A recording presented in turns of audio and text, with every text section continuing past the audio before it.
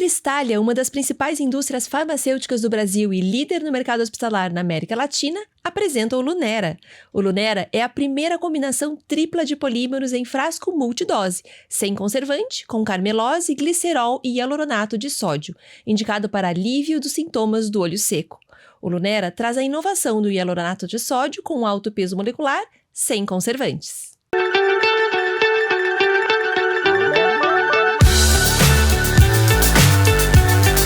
Olá, sejam muito bem-vindos à 5ª temporada do podcast da Oftalmo Expert. Eu sou Maria Cecília. E eu sou Viviane, e hoje temos conosco o Rafael Mendes, CEO da Vision One, que vai discutir com a gente um pouquinho sobre da experiência dele na saúde suplementar e na gestão de clínicas, hospitais aí, e da rede toda da Vision One, que é o que ele acumula de muita experiência aí no currículo, né, Rafael? Muito obrigada pela tua presença. Obrigado pelo novo convite, é ótimo retornar aqui ao podcast. Muito legal. E hoje, nesse episódio, nós vamos falar sobre a saúde do futuro, né? Como integrar pagador, médico, prestador e indústria para o bem do paciente. Um título aí que até você nos sugeriu e eu achei ele extremamente interessante, né? E a primeira pergunta vem aí, se o sistema atual é sustentável do seu ponto de vista? Não, perfeito. Eu acho que a saúde está passando por um momento de transformação. Então, assim, a saúde do passado não é a saúde do presente e não vai ser a saúde do futuro, né?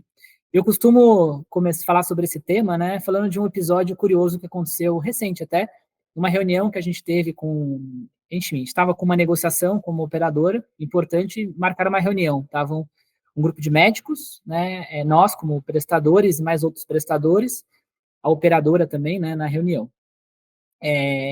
E aí o médico, né, estava justificando com a operadora que o honorário não é reajustado há muitos anos, que precisa reajustar o honorário, que se pegar inflação, não sei, né, precisava reajustar não sei quanto. Ok, né, anotamos lá, médico, precisava reajustar o honorário médico, ok. Aí o prestador, né, falou, não dá, porque o preço que vocês estão fazendo não dá, o insumo aumentou muito, porque o dólar aumentou, tá? Então o prestador precisa ganhar mais, né? Aí a operadora falou, entendo, né, mas eu hoje eu recebo 100 e gasto 120.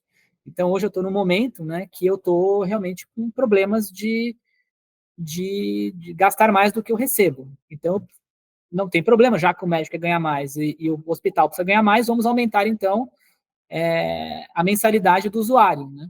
E aí o usuário falou, não, peraí, 50% de aumento não dá para aumentar, gente, assim, eu não tenho mais, né, os salários não estão reajustando, não tenho renda, né, para aumentar os custos do plano de saúde, né? Até alguns médicos, o meu também, realmente, o meu plano aumentou 50%, 40%, 30%, 60%, 100%, né, vocês devem ter sofrido isso também, né, do meu plano de saúde, né? E eu só observando. E aí eu falei, gente, tem um problema aqui de matemática, né? Então, se a gente realmente fizer os desejos de todos, a conta não vai fechar e eu acho que a gente tem um desafio grande de matemática mesmo, né, de equilibrar as contas. Então, dito isso, né, dado esse problema, né, é o problema que a gente está enfrentando e a gente vai enfrentar.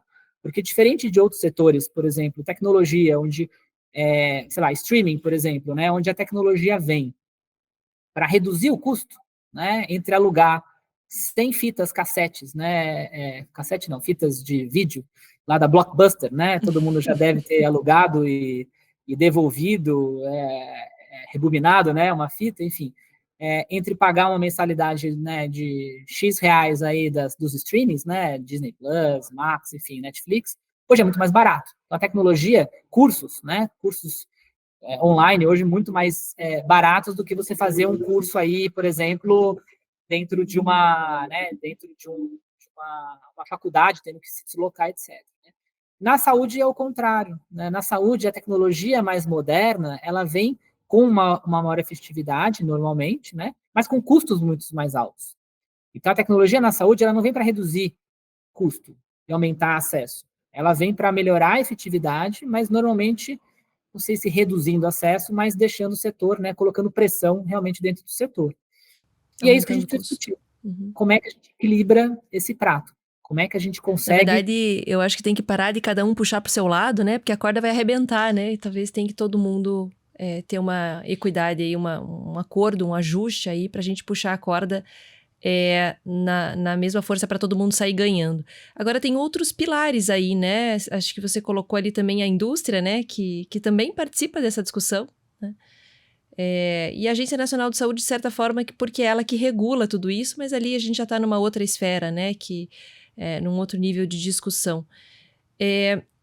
Eu queria te perguntar em relação à tendência mundial. Acho que você é um cara, independente da experiência que você tem na Vision One, mas você, Rafael, que já passou pela Oncoclínicas, que tem uma vasta experiência aí em gestão médica mesmo, de serviços médicos, o que você vê do momento da saúde no Brasil? O que tem de tendência no mundo? Como isso impacta no Brasil? Para onde a gente está caminhando? O que é que você enxerga disso? Como Rafael, agora.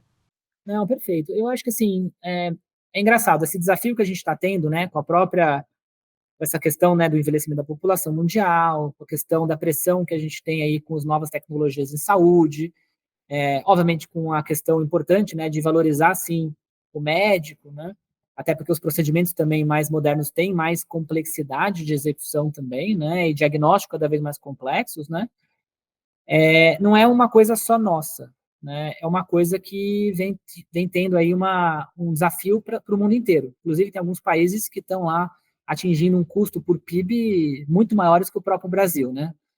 O Brasil acaba, até pelo SUS, consegue segurar um pouco alguns custos, né, por uma política um pouco mais conservadora, vamos dizer assim, né, dentro do Brasil, né.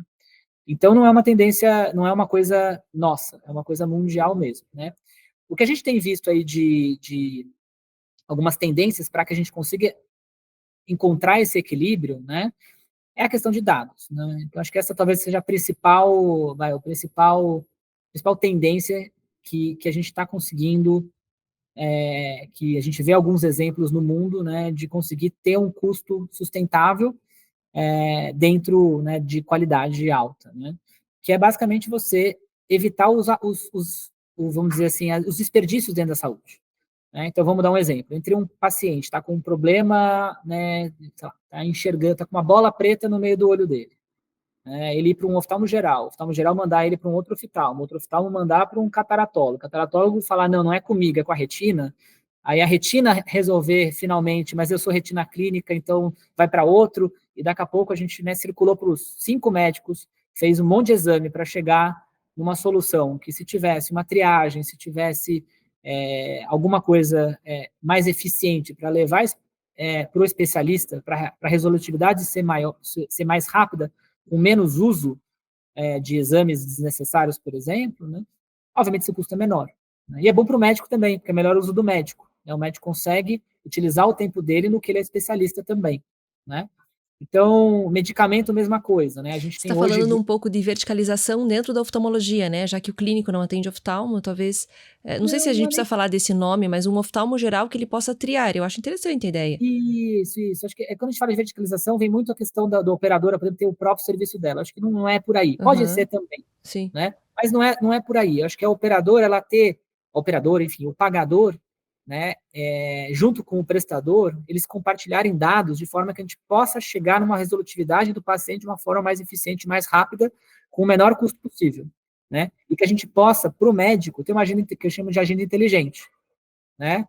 Que é o cataratólogo poder focar em catarata e deixar, né, os óculos para o oftalmo geral, né? As crianças para o pediatra, né? A plástica para os oculoplastas, né? Glaucoma para os glaucomatólogos e por aí vai. E não o paciente circular e às vezes, né, não ter a resolutividade dele que ele espera. E esse custo como um todo, custo, né, para o pagador, mas também custo de tempo do médico, né? Cirurgia, né? A gente sabe que tem médico que opera em 3 hospitais diferentes.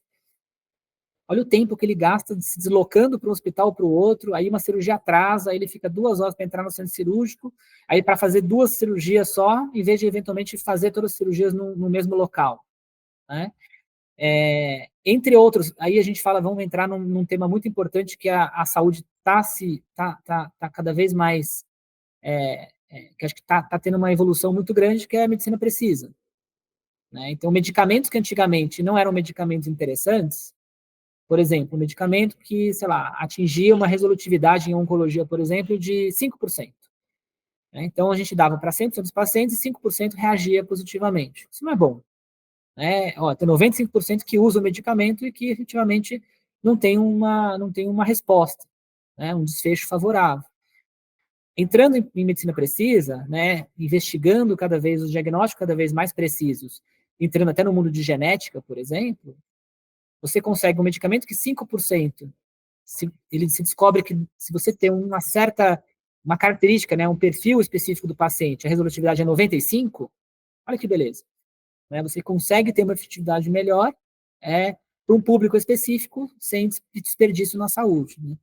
Então, eu acho que é um pouco esse é o caminho que eu acho que a gente vai ter que caminhar, é um caminho que eu acho que a gente deveria ir, né?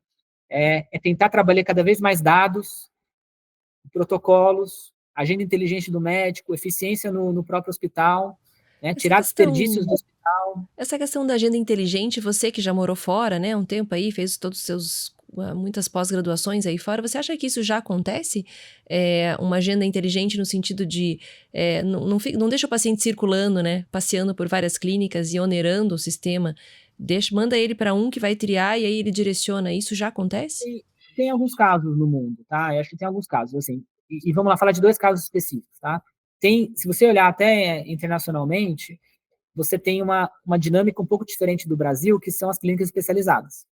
Então, se você for no mundo, você vai ver clínica de, sei lá, antidor, clínica de retina, né, Retina Consultants, entre outras clínicas, né, clínicas bem específicas mesmo, né, eu conheci até na Europa uma clínica que só faz catarata, né, ela tem lá X consultórios, um centro cirúrgico não faz mais nada, só catarata, né?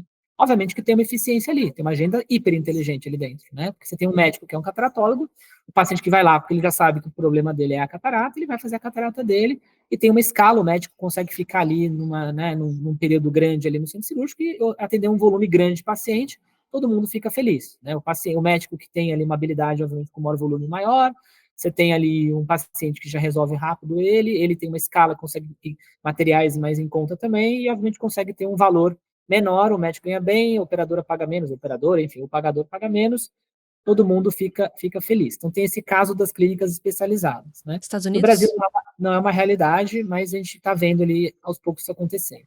E Isso é tem Estados um outro, Unidos, Rafael? tem Europa no caso, e tem algumas nos Estados Unidos também, né?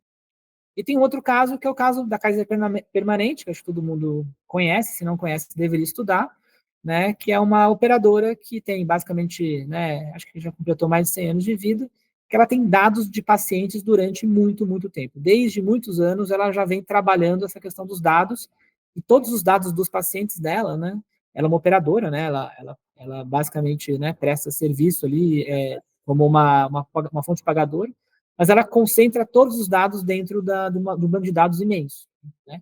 E por que ela consegue ser tão eficiente? Porque com dado, e obviamente botando tecnologia, né, em cima dos dados, ela consegue verificar, por exemplo, que o problema da retina não é a retina. A retinopatia diabética, por exemplo, não é do retinólogo, é o endócrino, né? Então, com um bom endócrino, e aí vem um outro caso que é mais, né, desafiador, que é obviamente o engajamento do paciente com o tratamento, né? Porque às vezes o médico faz o paciente, né? Você não pode comer açúcar, vai lá, né? Festa de aniversário, não resiste e come 5 brigadeiros, né? Então tem essa questão também, né, de tecnologias para ajudar a engajar o paciente, para que ele faça o tratamento, na oftalmologia mesmo, né? Glaucoma, precisa botar o colírio de X em X tempo, senão a sua glaucoma vai aumentar. Vários médicos, né? Não sei se são glaucomatólogos ou não, mas enfim, ou tratam de glaucoma, mas o que tem número, né, meus vários médicos falam, eu prefiro às vezes fazer um laser, porque o laser vai, pelo menos eu sei, né, o colírio muitas vezes o paciente não engaja, né, então eu prefiro fazer o laser, porque o laser pelo menos eu tenho certeza que vai durar durante um período, né, agora, né, também vindo as novas tecnologias aí de stent. Então tem eu acho que se você tem os dados todos, você consegue fazer essa correlação entre especialidades, oftalmologia fora, trabalhar bem protocolo e trabalhar bem engajamento do paciente, trazendo a agenda do médico cada vez mais especializada, alguma coisa que a gente deveria fazer aí para uma medicina mais Buscar. sustentável. Bem interessante. Qual o problema? É difícil pra caramba de fazer, né? Então, se fosse fácil, alguém já teria feito. Porque começa com colher o dado. Ninguém quer compartilhar dado. A clínica não quer compartilhar dado com o hospital não quer compartilhar dado com outra clínica, ou nem consegue por tecnologia, ninguém quer compartilhar dado com a operadora, né? Tem aí discussões sobre Open Health, né? Como teve o Open Banking, né? Hoje a indústria financeira ela compartilha dados do cliente, né? Que você obviamente tem que permitir, né? Esse compartilhamento com o Open Banking. O Open Banking permitiu uma competição maior dos bancos, que é, entre aspas, ruim para os bancos, principalmente os incumbentes, né, que já estão há mais tempo, né, no setor. Só que, por outro lado, positivo, o compartilhamento de dados permitiu os bancos, mesmo os incumbentes, mesmo os já do setor há muito tempo, a ter uma mensuração de risco melhor de crédito, por exemplo. Ele já tem dados de vários bancos, ele já sabe ali evitar fraudes, né, e poder dar financiamentos mais baratos para bons pagadores, né. Open Health é um pouco disso, né, é a gente poder, mas infelizmente a gente está um pouco longe ainda de um Open Health, estamos ainda um pouco longe de ter esses dados todos, né, trabalhando em conjunto. Algum país caminha para isso? Eu acho que o Brasil está bem longe disso, né? Algum país caminha para isso? Ou a gente tem, na verdade, grandes empresas que conseguem reunir esses dados, né? Eu acho que tem grandes empresas fazendo isso e tem alguns países um pouco mais à frente do que outros, né? A própria Inglaterra, né, com o sistema inglês é um sistema todo integrado hoje, né? Aí tem questionamentos sobre o sistema inglês, que o protocolo talvez seja um pouco mais conservador, enfim. Mas, enfim, é alguém que já está ali tentando já olhar uma visão um pouco diferente, né? Tendo ali um órgão regulador ajudando a ter vamos dizer, esse conjunto de dados para que a gente possa, no setor como um todo, ser mais sustentável. E o setor mais sustentável, a gente tem mais pessoas utilizando o setor. Mais pessoas utilizando o setor, a gente, obviamente, tem né, mais mercado e, enfim, mais saúde e por aí vai. Né? Qual é o grande empecilho nisso, você acha? A gente está falando de dados já, né? A importância dos dados e como isso pode levar a uma maior efetividade, um menor custo nessa gestão de saúde. Então, os dados são fundamentais, mas a gente esbarra num obstáculo que seria conseguir esses dados. Qual é o maior obstáculo para conseguir esses dados, na sua opinião? Eu acho que o maior obstáculo, assim, sendo muito honesto, é a questão da relação de confiança, né? Então, assim, para você compartilhar dados, você precisa estar muito confiante de que esse dado não vai ser utilizado contra você, né? E que ele vai ser, efetivamente, ele vai trazer benefício para o setor como um todo. O problema é que o setor hoje, né, não é de hoje, já faz muito tempo, né, ainda existe uma certa desconfiança, né, do setor como um todo, né? A indústria junto com, né, a indústria junto com operadora, com prestador, com médico, a gente ainda tem uma certa restrição ali de compartilhar dados, né? A gente ainda tem uma certa, normal, né? Porque no passado a gente, a verdade é que, como você falou, a gente sempre olhou muito para nós mesmos, né? E até aí tudo bem, o mercado foi se desenvolvendo. Mas em algum momento, se a gente quiser né, um setor aí mais sustentável mesmo, é importante a gente vai ter que quebrar alguns paradigmas e tomar alguns riscos, né? Principalmente alguns riscos de tentar trabalhar em conjunto. Pode ser com operadora, pode ser com indústria, né? A gente mesmo lá na própria Bijão, a gente vem tentando fazer alguns desses projetos pilotos. Não precisa fazer de grande escala. Ninguém quer que você chegue e já compartilha tudo que eu tenho. Não. Pega lá uma carteira pequena, pega um plano menor, pega uma clínica menor, né? Trabalha esses projetos pilotos, né? E aos poucos vai tentando trazer alguma solução que seja mais sustentável para todos, né? Interessante.